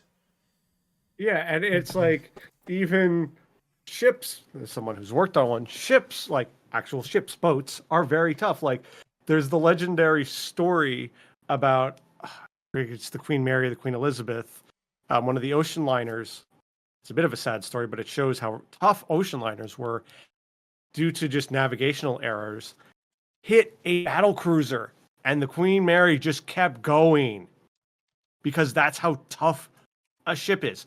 The Queen Mary was not a Navy vessel. It was an ocean liner meant to just carry passengers. That's how tough boats can be, ships can be. So imagine when something's then meant to be in warfare. I'll give you an example of of just an incident where this ship is far too tough. So in World War II, we had 2 types of carriers. We had fleet carriers, which were the big ones, like the Enterprise or the Essex. And then we had tons of smaller escort carriers that were no bigger than light cruisers, carried at most 50 to 60 aircraft is what they were designed for, and we wound up cramming like 80 onto them. There was one called the Franklin. Go on. I thought you were going to say a different ship, but go on. I think it was called the Franklin. Yeah, so the Franklin is the Franklin was an Essex class carrier. It's a big fleet carrier. This ship was hit by 16 fucking kamikazes in one day. And did not go down. It refused. I think on board in that single day, like 4 people were given medals of honor. One of them being the priest who grabbed a bunch of guys, ran down into the ammunition bay, and just told them, make sure everything in here is either soaking wet or overboard.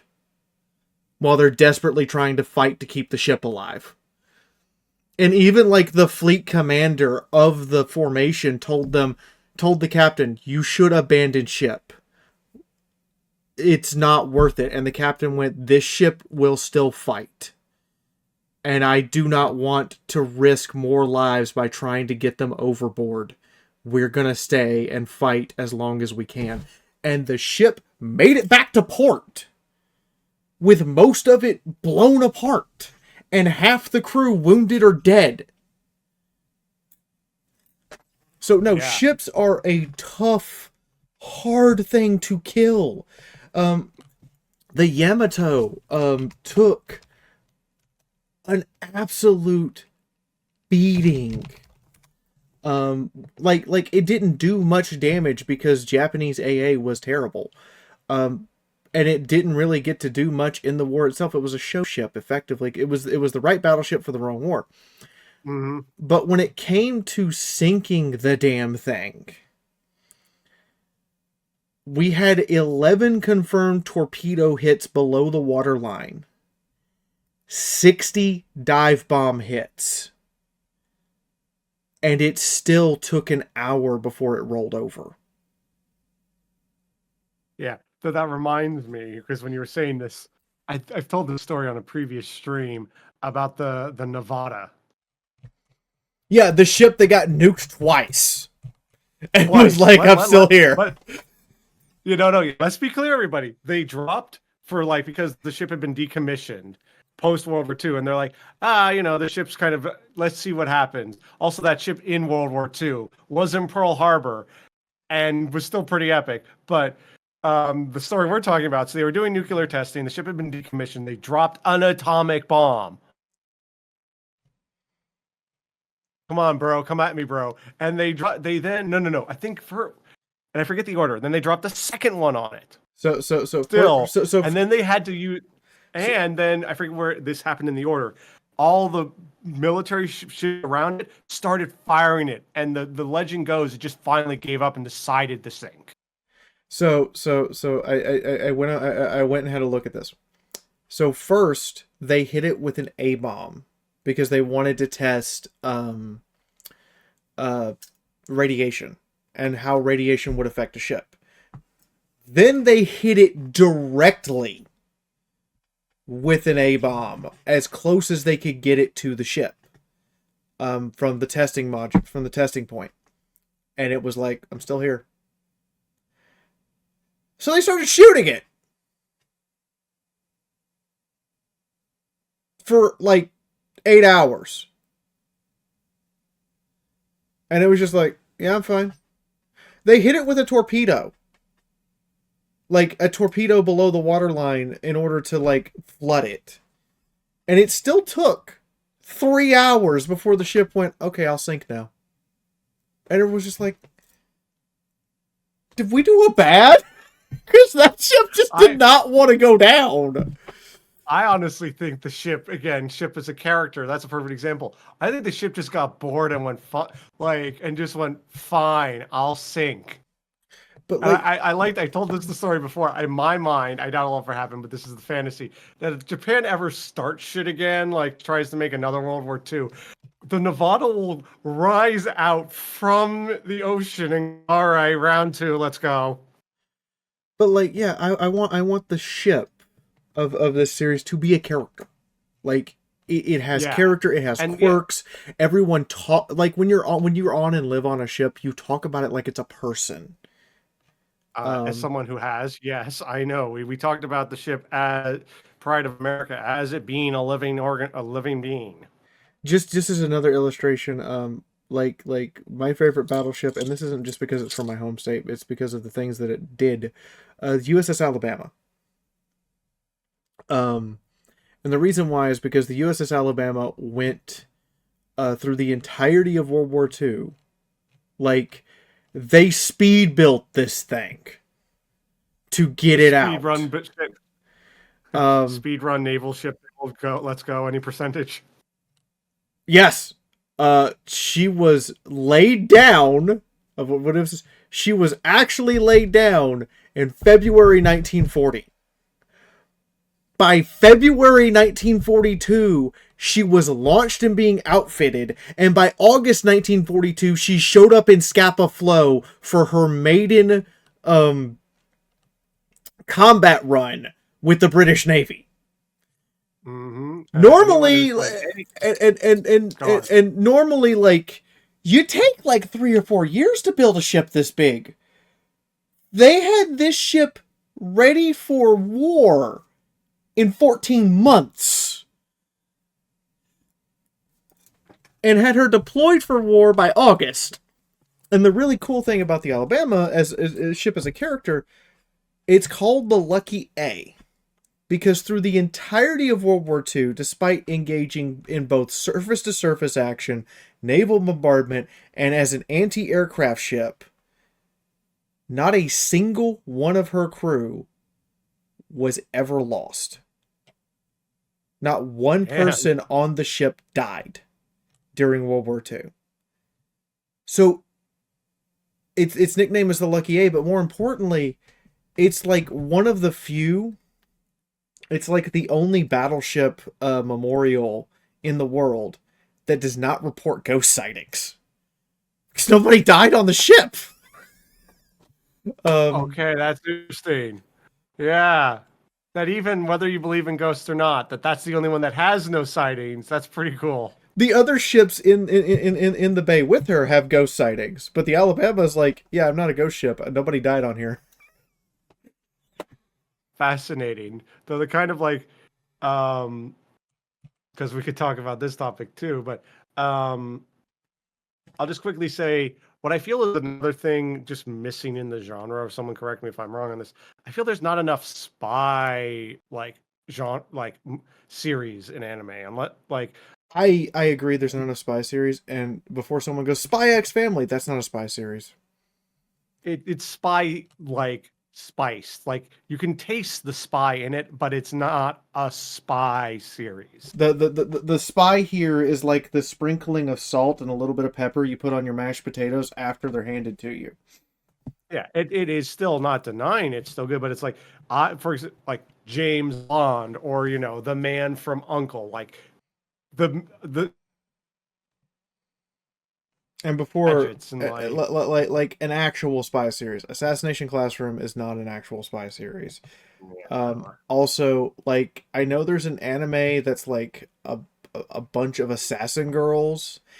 No, I mean we mean an actual like James Bond-esque. Not necessarily James Bond. I'm thinking more like Jason Bourne.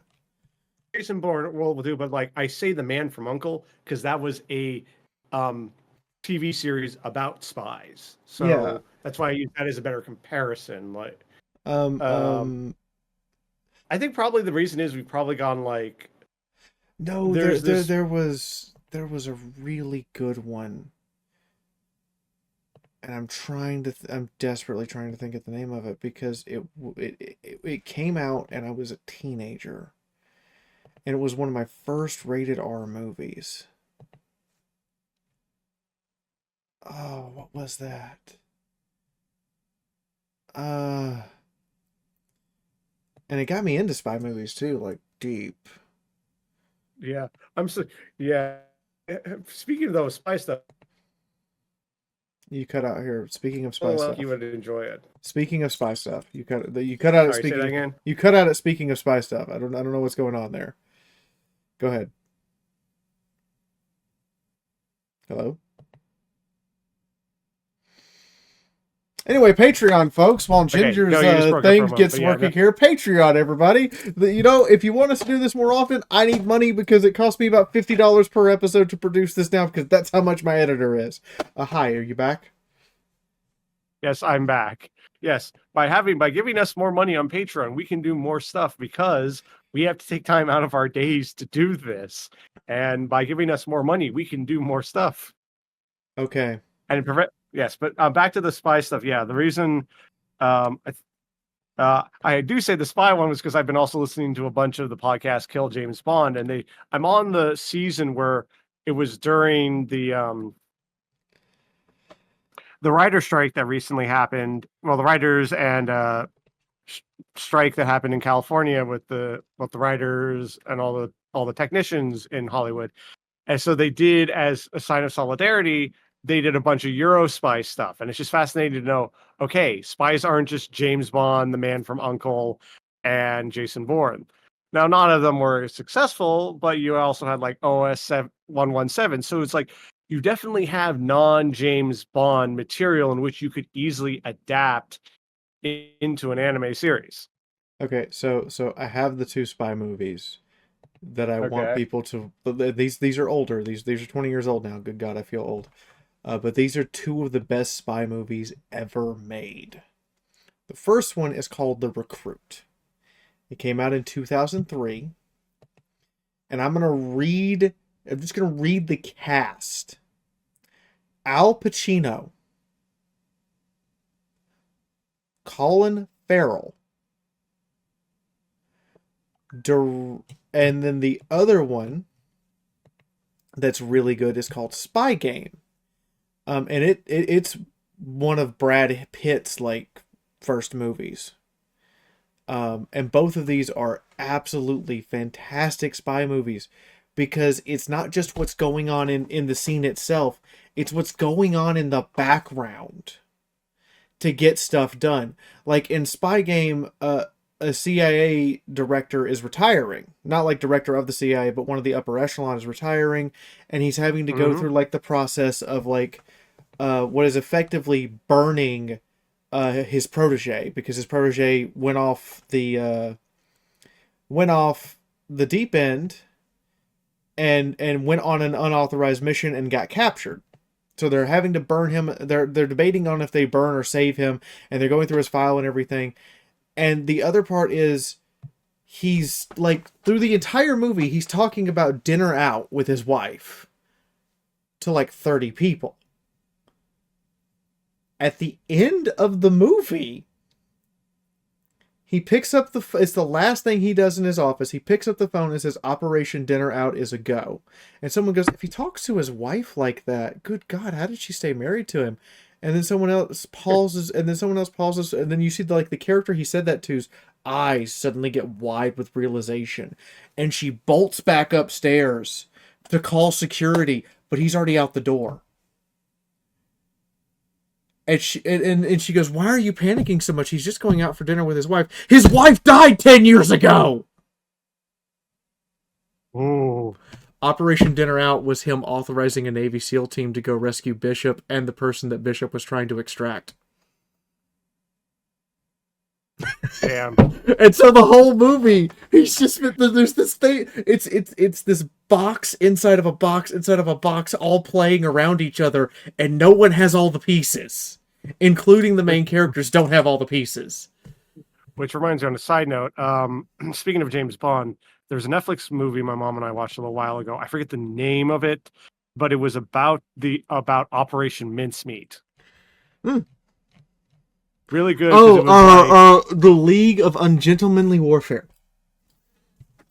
I think this is from the MI6's perspective, and them getting the operation of making a dead random like person's body, make it seem like was a British Navy officer that had information to make the Italians and Germans think they were going to attack.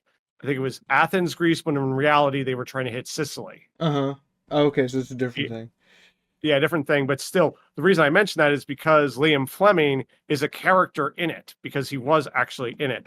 But to kind of end on this, what I was listening to on Kill James Bond, they were going through Eurospy and the Great Spy Chase. They talked about how it was a really good movie, has some problems here and there, especially in the middle bit. There's a really racist part, but how the concept of it is great because it's not just one spy, it's a whole bunch of spies together and trying to outspy each other, which I think would make a great anime adaptation because you could then go ridiculousness with everything. So I think we've beaten this question a lot out of it. I think it's now my question, I think, at this point. Mm-hmm. I think to kind of piggyback and segue off of, what do you think, speaking of adaptations, what do you think has been one of the best anime adaptations you've seen from a manga or light novel into said anime? Okay, best adaptation from a manga or light novel into an anime.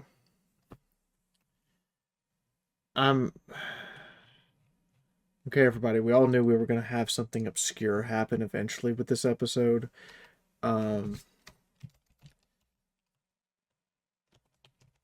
And we're about to get a little obscure.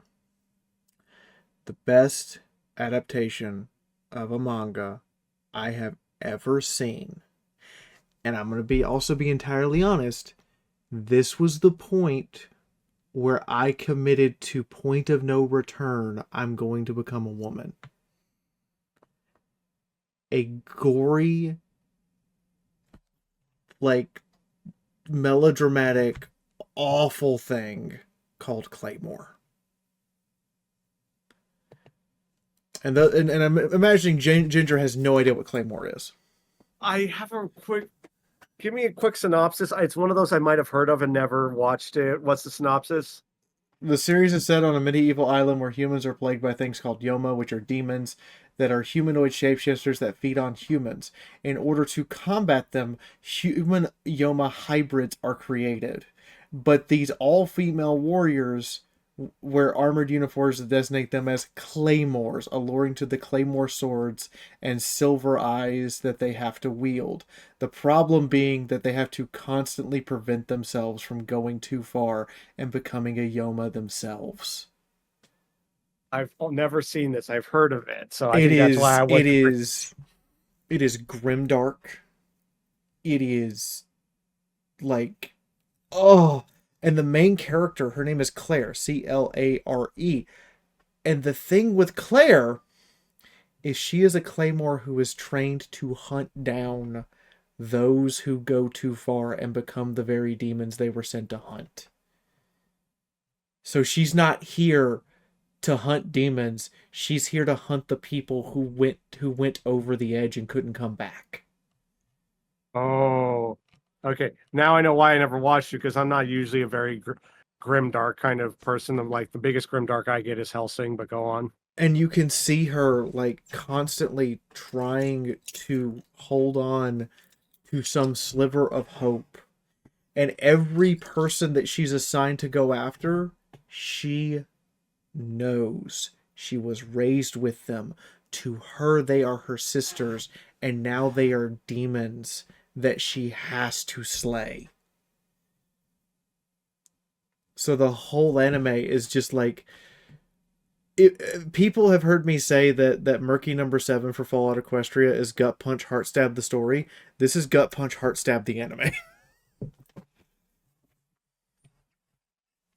Yeah, I just did a quick look of like, okay, what's this one? And I looked at the art and I'm like, yeah, no one's gonna have a good day on this one. And it's one of the best adaptations to anime because they don't pull any of the punches that you would normally see people pull when going through this. They even add stuff that the creator of the anime felt he had to, or the creator of the manga felt he had to leave out. They're like, no, put it in. It's fine. And I'm just like, oh, okay. And it's genuinely extremely good. And the thing with Claire is she becomes the first one to go too far and come back at the very end. Okay. So at the very end, she is full on a monster. Like, there's no human part of her left. She doesn't look human. She is just absolutely decimated two people who came hunting her, and she pulls it back. Okay, I would have been interested in that story until you told me that tidbit, because that's always in media what I find fascinating is like when you have the face turn or whatever it is, but then someone who still wants to fight back to be good. That's I use Prince Zuko as like the best example in media of that trope done so well. Of yes, he's been raised to be absolutely a piece of shit, but then his journey to redeem himself. Oh my god, one of the best in media ever. It's because it has him first. He has the moment where he doesn't, where he turns back to evil, but then he really realizes he's fucked up, and then his journey for redemption. Oh, chef's kiss. So it like this is chef's kiss in the fact that Claire at the end has to, like, she's chasing down a person named Priscilla, who is absolutely dominating the fight, and Claire just goes too far. And after a certain point, Priscilla reverts back to human form, um, and a person and one of her companions steps in to finish Priscilla off before she can before she loses control again, and Claire stops him and kills him. And there's just this moment where everyone's sitting there wondering what's going to happen now. And Claire reverts back to being human, and both her and the person she was sent to hunt realize we have control of ourselves again. This isn't supposed to happen. And that's the end. That's the end. They walk off into the sunset. That's it. You don't know what happens after that point. Fill in your blank. Oof. Okay. Any more you want to say on that one? No. I think so. On a much more upbeat note, my choice, there's technically, I feel there was a second one I had, but I wrote down the one immediately. A manga I read in college. Basic plot of it.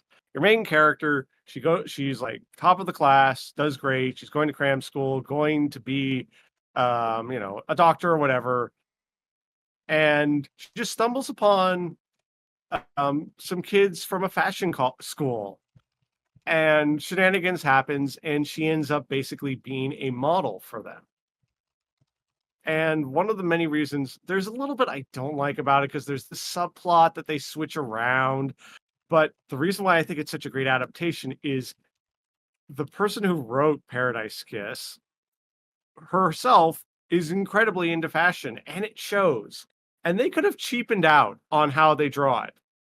No, they go hard. Like it looks like it's just a page from the manga put into color and put on screen, and it is gorgeous. And the other reason why I also like Paradise Kiss is even though it's set in high school, they're not talking about mostly high school problems.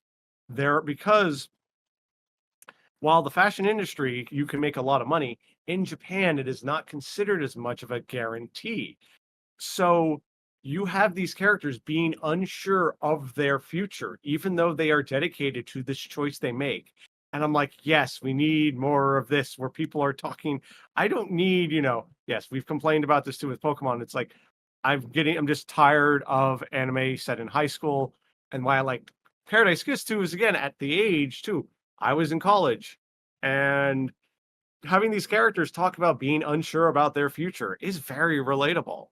Like even back then, and even now more. So that's kind of why I consider it just such a great adaptation, because they also got the tone, because it's like while you had these characters being incredibly melodramatic, they got that everyone's being melodramatic and not taking it seriously. By the way, I am with a large collection of people about a different anime that has a great adaptation, Spice and Wolf. Where the fuck is my second season? It's been 17 years, you sons of bitches. I thought they were redoing that. I am so pissed off about that because, again, they added stuff in the anime and kept completely true to the manga, but they added some stuff that was unique to the anime, and they left the end of the series on a goddamn cliffhanger. I've only seen a couple episodes of Spice and Wolf. But wait, so the new one is a retelling. It's not continuing. It's restarting, I'm assuming. It's a retelling. It's a restart. And right now, the new one has only been made available in some parts of Asia and does not have the dub. And in the case of Spice and Wolf, I'm going to say this right now, and you all can bite me. Having watched both, the dub is genuinely better. On top of the fact that the dub won 2 awards and the original Japanese version did not. So I'm sorry, but where the hell is my where's my Spice and Wolf? I am Hollow the Wise Wolf. Where is? They've announced a second season, but like the only way you can watch it right now is with a VPN.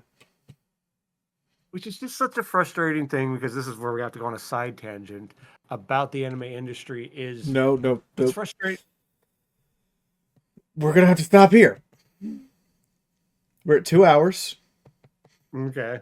And if we go too much over 2 hours, even with the parts we cut out, I will have to shell out more money, because our editor only is for podcasts is done by $25 an hour, depending on how long the video turns out to be. So if the video turns out to be 2 hours and 1 minute, he gets an extra $25. And I'm gonna be honest, chat, I got limits on what I can spend right now. Okay, so guess what, everybody? We get to do a part 2, because we still got a bunch more questions left. Yes. There's some, so hey, Patreon, if you guys want us to continue, we got more questions and talk about a whole bunch of other series, especially about the industry as a whole and things we do and don't like about it. Patreon. But we will be doing the episode you've all been waiting for, Pirates of the Vampire Coast, next week, followed by part 2 of this. I knew it. I knew they were gonna find a way to make our way. I already knew I was announcing this before you said anything. Pirates of the Vampire Coast next week. Hit the like button and enjoy the patron read. So hi everyone. Yeah, I'm making a Patreon video as is appropriate. And in the meantime, the only engineer of chaos right now is Stagio Rose. I get it. The economy's kind of fucked, but somebody, anybody, get on up there. Executive Studios, Fop Doodle on Assignment Spaghetti, Stargazer Song, Sundancer, Thomas Curry, thanks for keeping the damn lights on. Special Writing Cannons, Drinking Buddy, Solar Aura, you guys have been here for years and I genuinely appreciate you. Twitty Lounge Pass, Bronze, Sean, you're doing good work. Explosives R&D team. Somebody's got to make the explosives around here. Pony Chick, Ryan Dragonwolf, Stormy Skies, Zeeb, and the other person that I missed. I'm sorry I missed you. Office Raiders, Brendan Kendall, Insane Scorpion, Justin Ragers, Carl Branson, Legate Lori, which, by the way, it's her entire fault that we have any RimWorld series. You should be thanking Lori. Testing Audience, Paulus the Mad. Meh? Seriously, your name is Meh?